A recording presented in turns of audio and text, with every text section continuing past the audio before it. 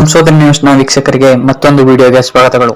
ನಾವಿಂದು ಕರ್ನಾಟಕ ರಾಜ್ಯವನ್ನು ಲೂಟಿ ಮಾಡಲು ಬಂದಿದ್ದ ಮರಾಠ ಸೈನ್ಯವನ್ನು ಬಗ್ಗು ಬಡಿದು ತನ್ನ ಸಾಮ್ರಾಜ್ಯವನ್ನು ರಕ್ಷಿಸಿದ ವೀರವನಿತೆ ಬೆಳವಡಿ ಮಲ್ಲಮ್ಮರವರ ಬಗ್ಗೆ ತಿಳಿಯೋಣ. ಬೆಳವಡಿ ಮಲ್ಲಮ್ಮರವರು ಉತ್ತರ ಕರ್ನಾಟಕ ಹಾಗೂ ದಕ್ಷಿಣ ಗೋವಾವನ್ನು ನಿಯಂತ್ರಣ ಮಾಡುತ್ತಿದ್ದ ರಾಜ ಮಧುಲಿಂಗರವರ ಮಗಳಾಗಿ ಸೋದೆಯಲ್ಲಿ ಜನಿಸಿದರು. ಸೋದ್ಯ ಸಾಮ್ರಾಜ್ಯವನ್ನು ನೋಡಿಕೊಳ್ಳುತ್ತಿದ್ದ ಮಹಾರಾಜ ಮಧುಲಿಂಗರವರು ಮಗಳಿಗೆ ಮದುವೆ ಮಾಡಲು ಸ್ವಯಂ ವರವನ್ನು ಏರ್ಪಡಿಸಿದ್ದರು.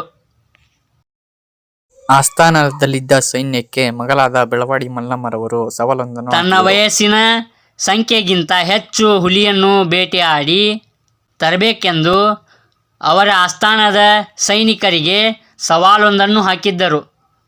ಆ ಸವಾಲಿನಲ್ಲಿ ಈಶಪ್ರಭು ಗೆದ್ದು 21 ಹುಲಿಯನ್ನು ಬೇಟೆಯಾಡಿ ಮಲ್ಲಮ್ಮರವರ ಕೈ ಹಿಡಿದರು.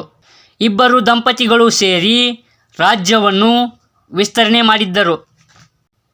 ಹೀಗೆ ಮರಾಠ ಸೈನ್ಯವು ಇವರ ಸಾಮ್ರಾಜ್ಯವನ್ನು ಲೂಟಿ ಮಾಡಲು ಬಂದಾಗ ಯುದ್ಧದಲ್ಲಿ ಮಲ್ಲಮ್ಮರವರ ಪತಿ ಈಶಪ್ರಭು ಪ್ರಾಣ ಬಿಡುತ್ತಾರೆ.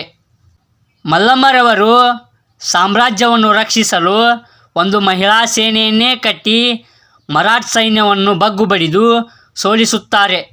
ತದನಂತರ ಮರಾಠ ಸೇನೆಯ ನಾಯಕನಾದ ಶಿವಾಜಿಯು ಮಲ್ಲಮ್ಮರಲ್ಲಿ ಕ್ಷಮೆ ಯಾಚಿಸುತ್ತಾನೆ.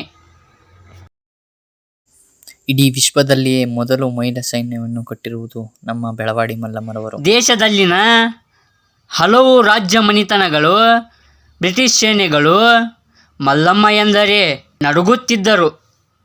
ಕನ್ನಡಿಗರಾದ ನಾವುಗಳು ನಮ್ಮ ನೆಲ ವೀರರನ್ನು ಪೂಜಿಸಿ ಆರಾಧಿಸಬೇಕೇ ಹೊರತು ಕನ್ನಡದ ಸಂಪತ್ತನ್ನು ಲೂಟಿ ಮಾಡಲು ಬಂದವರಿಗಲ್ಲ.